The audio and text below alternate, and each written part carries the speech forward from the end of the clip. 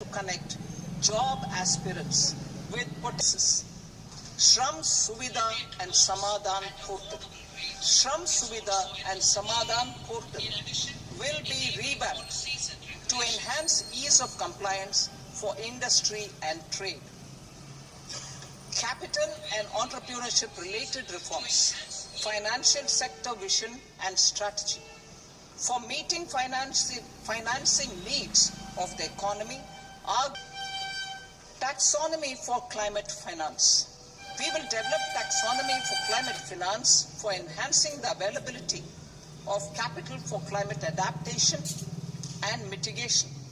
This will support achievement of the country's climate commitments and green transition. Variable capital company structure. We will seek the required legislative approval for providing an efficient and flexible mode for financing leasing of aircrafts and ships through a variable company structure. Foreign direct investments and overseas investment.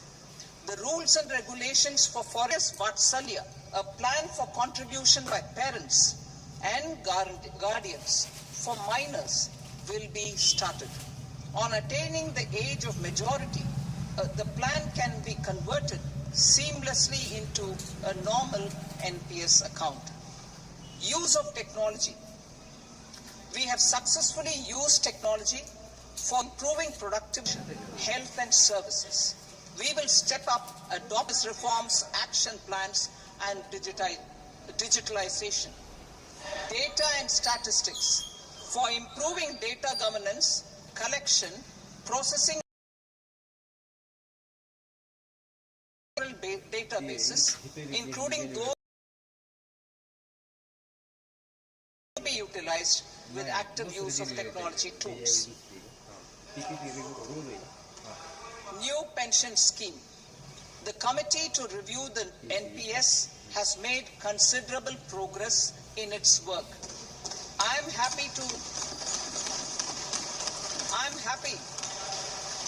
happy that the staff side of the National Council of the Joint Consultative Machinery for Central Government addresses the relevant issues while maintaining fiscal prudence to protect the common citizens.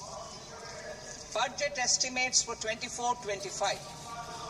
For the year 24-25, total receipts other than borrowings and the total expenditure are estimated at 32.07 lakh crore rupees and 48.21 lakh crore rupees respectively.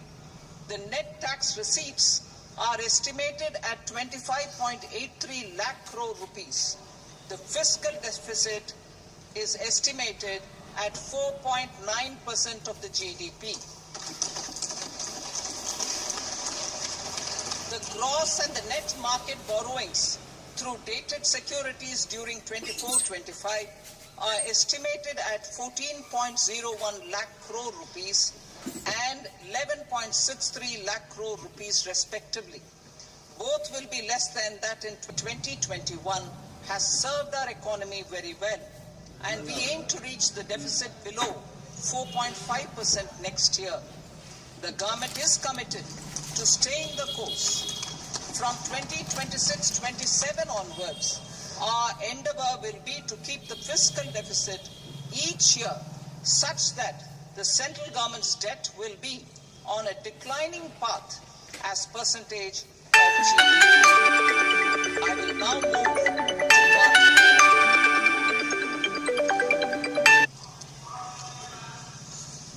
to indirect GST. We will strive to further simplify and rationalize the tax structure and endeavor to expand it to the remaining sectors. My proposals for customs duties intend to support domestic manufacturing, deepen local value addition, promote export competitiveness, and simplify taxation while keeping the interest of the general public and consumers surmount. In Budget 22-23, we reduced the number of customs duty rates. I propose to undertake a comprehensive review of the rate structure over the next 6 months to rationalize and simplify it for ease of trade, removal of duty inversion, and reduction of disputes. I also propose for use in medical X-ray machines under the phased manufacturing program so as to synchronize them with the domestic capacity addition.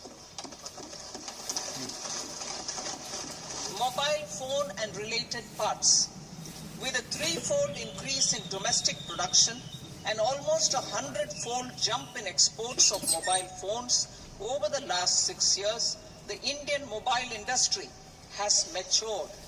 In the interest of consumers, I now propose to reduce the BCD on mobile phone, mobile PCBA, and mobile charger to 15%. Critical minerals.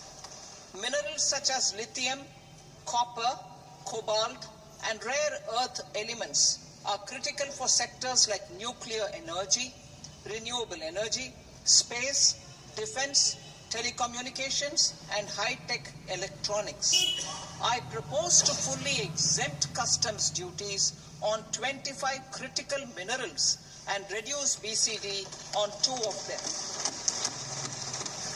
This will provide a major fillip to the processing and refining of such minerals and help secure their availability for these strategic and important sectors. Solar energy. Energy transition is critical in the fight against climate change. To support energy transition, I propose to expand the list of exempted capital goods for use in the manufacture of solar cells and panels in the country. Further, in view of sufficient domestic manufacturing capacity of solar gas, glass, and tinned copper interconnect, I propose not to extend the exemption of custom duties provided to them. Marine products. India's seafood exports in the last financial year touched an all-time high of more than 60,000 crores of rupees. Frozen shrimp accounted for about 2/3 of these exports.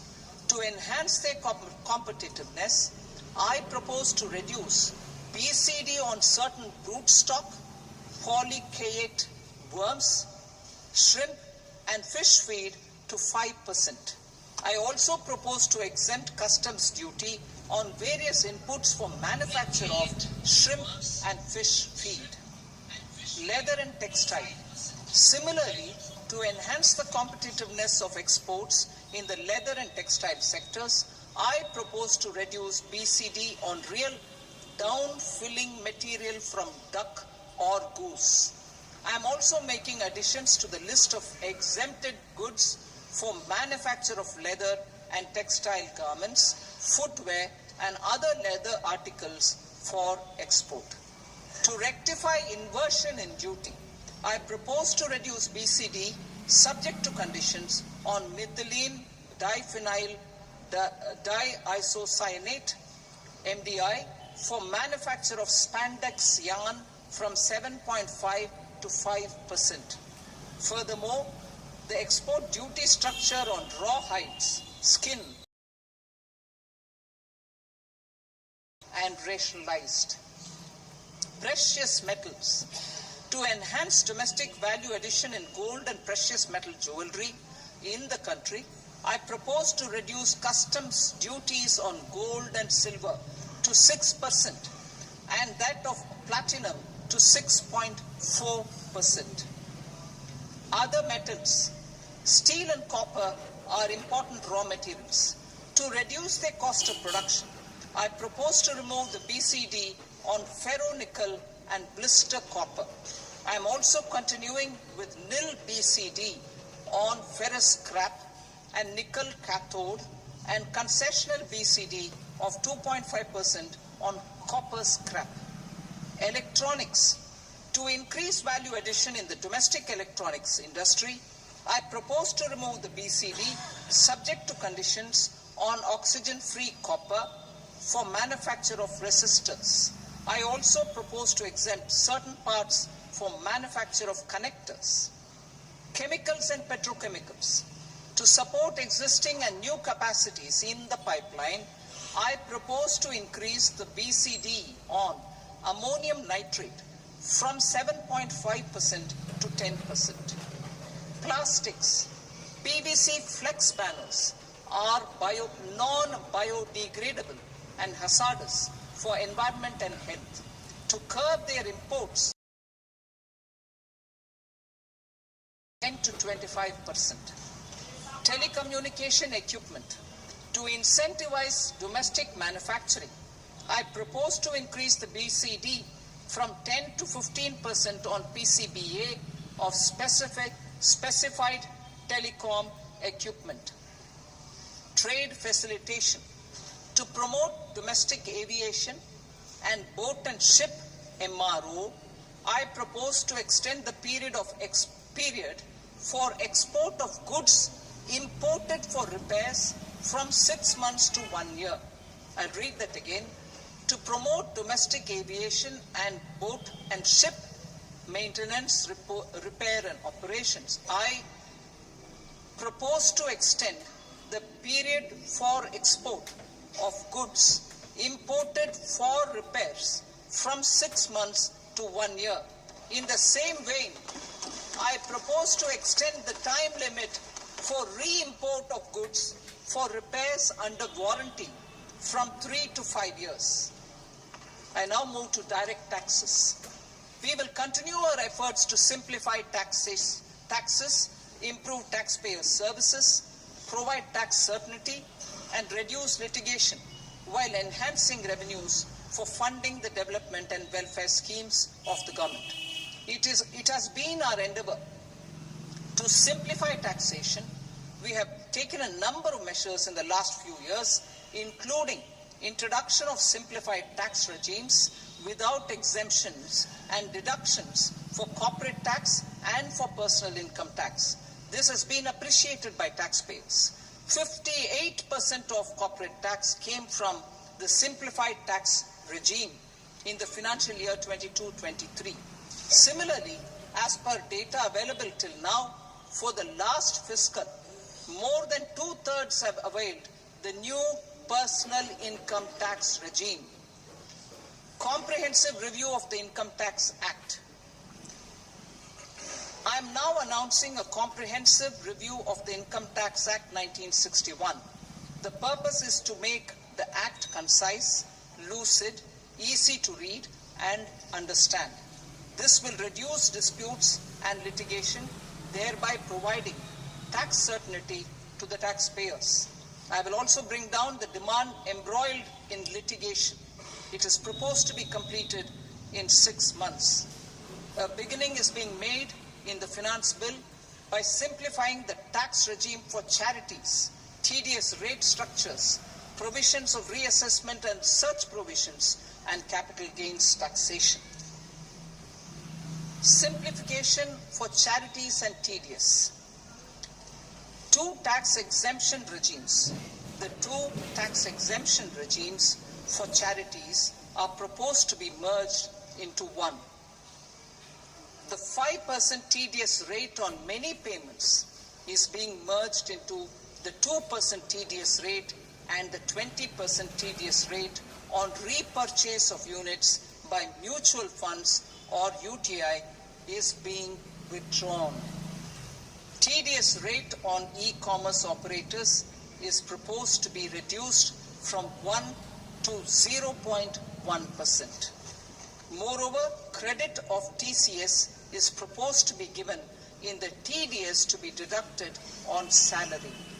Further, I propose to decriminalize delay for payment of TDS up to the due date of filing statement for the same. I also plan to provide a standard operating procedure for TDS defaults and simplify and rationalize the compounding guidelines for such defaults. Simplification of reassessment. I propose to thoroughly simplify the provisions for reopening and reassessment. An assessment hereinafter can be reopened beyond 3 years from the end of the assessment year only if the escaped income is 50 lakh rupees or more, up to a maximum period of 5 years from the end of the assessment year. Even in such cases, a time limit of 6 years before the year of the search, as against the existing time limit of 10 years, is being proposed. This will reduce tax uncertainty and disputes. Simplification and rationalization of capital gains. Capital gains taxation is also proposed to be hugely simplified. Short-term gains on certain financial assets shall henceforth attract a tax rate of 20%, while that on all other financial assets and all non-financial assets shall continue to attract the applicable tax rate. Long-term gains on all financial and non-financial assets, on the other hand, will attract a tax rate of 12.5%. For the benefit of the lower and the middle income classes, I propose to increase the limit of exemption of capital gains on certain financial assets to 1.25 lakh rupees per year. Listed financial assets held for more than a year will be classified as long-term, while unlisted financial assets and all non-financial assets will have to be held for at least 2 years to be classified as long-term. Unlisted bonds, all remaining sum tax, included and made paperless over the next 2 years.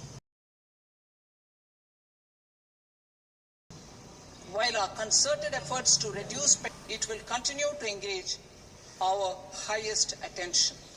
To dispose of the backlog of first appeals, I plan to deploy more officers to hear and decide such appeals, especially those with large tax effect. For resolution of certain income tax disputes, Vishwas Scheme 2024. Further, I propose to increase monetary limits for filing appeals related to direct taxes, excise and service tax in the tax tribunals, high rupees, 2 crore rupees and 5 crore respectively. With a view to reduce litigation and provide certainty in international taxation, we will expand the scope of safe harbor rules and make them more attractive. We will also streamline the transfer pricing assessment procedure. Employment and investment.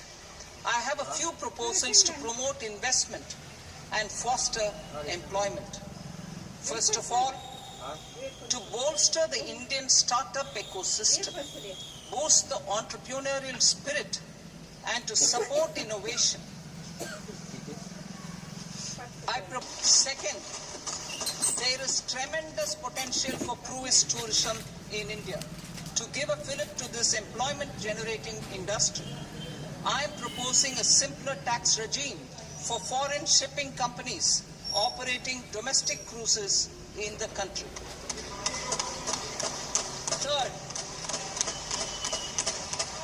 India is a world leader in the diamond cutting and polishing industry, which employs a large number of skilled workers. To further promote the development of this sector, we would provide for safe harbor rates. I propose to reduce the corporate tax rate on foreign companies from 40 to 35%. Deepening the tax base. I have a couple of proposals for deepening the tax base. First, 10 to 14% of the employee's salary. Similarly, deduction of this expenditure, sector banks and undertakings opting for the new tax regime is proposed to be provided. Indian professionals working in multinationals get ESOPs and invest in social security schemes and other movable assets abroad. Non-reporting of such small foreign assets has penal consequences under the Black Money Act. Such non-reporting of movable assets up to 20 lakh rupees is proposed to be depenalized. Other major proposals in the finance bill relate to withdrawal of equalization levy of 2%, expansion of tax benefits to certain funds and entities in IFSCs, and immunity from penalty and prosecution to Benamidar on full and true disclosure so as to improve conviction under the Benami Transaction Prohibition Act 1988. Personal income tax. I have two announcements to make for those opting for the new tax regime. First, the standard deduction for salaried employees is proposed to be increased from 50,000 to 75,000 rupees. Similarly, deduction on to 25,000 rupees. This will provide relief to about 4 crore salaried individuals and pensioners. And in the new tax regime, the tax rate structure is proposed to be revised as follows: 0 to 3 lakh rupees, nil; 3 to 7 lakh rupees, 5%; 7 to 10 lakh rupees, 10%; 10 to 12 lakh rupees, 15%; 12 to 15 lakh rupees, 20%; and above 15 lakh rupees, 30%. As a result of these changes, a salaried employee in the new tax regime stands to save up to 17,500 rupees in income tax.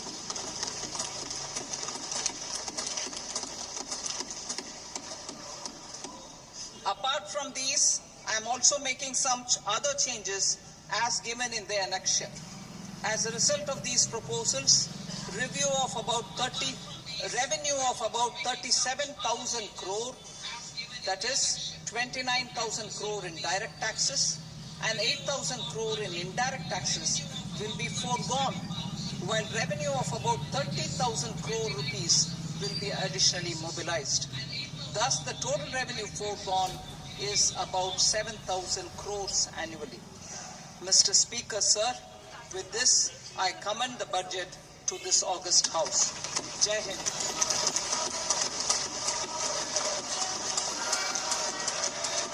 Item number 2. Item number 2.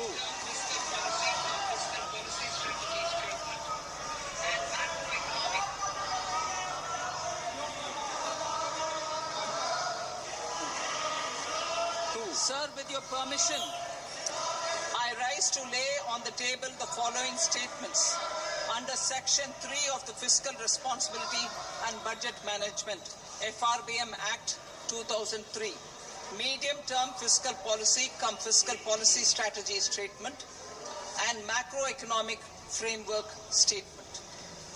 Item number 3. Sir, with your permission, I rise to move for leave to introduce the Finance Number 2 Bill 2024. प्रश्न ये कि विधेयक को पुनर्स्थापित करने की अनुमति प्रदान की जाए। जो सदस्य इसके पक्ष में हाँ कहें, जो सदस्य विरोध में ना कहें। मेरे विचार में निर्णय हाँ वालों के पक्ष में अनुमति प्रदान की जाती है। माननीय मंत्री जी, अब विधेयक पुनर्स्थापित करें। Sir, I introduce the bill. Item number 4. The Union Territory of Jammu and Kashmir budget. Sir, I rise to present a statement, Hindi and English versions, of the estimated receipts and expenditure of the Union Territory of Jammu and Kashmir for the year 24-25. सभा की कार्रवाई कल बुधवार दिनांक 24 जुलाई 2024 को प्राप्त 11 बजे तक के लिए स्थगित की जाती है।